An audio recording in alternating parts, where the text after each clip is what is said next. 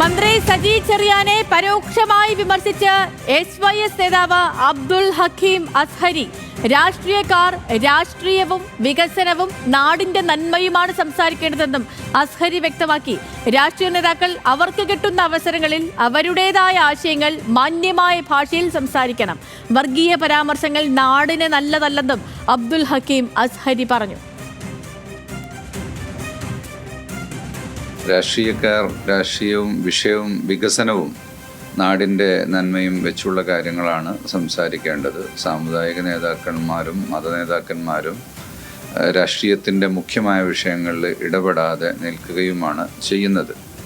അതേസമയത്ത് ഒരു മതത്തിൻ്റെയോ സമുദായത്തിൻ്റെയോ ന്യൂനപക്ഷത്തിൻ്റെയോ അവകാശങ്ങൾക്ക് വേണ്ടി സംസാരിക്കുക, അവകാശങ്ങൾ ലഭിക്കാത്തതിനെക്കുറിച്ചുള്ള പരാതിപ്പെടുക എന്നതെല്ലാം മാന്യമായ ഭാഷയിൽ അത്തരം കാര്യങ്ങളെല്ലാം നമ്മുടെ നാട്ടിൽ ജനാധിപത്യ സംവിധാനത്തിൻ്റെ ഭാഗമായിട്ടുള്ളതും അത് നടക്കേണ്ടതുമാണ്.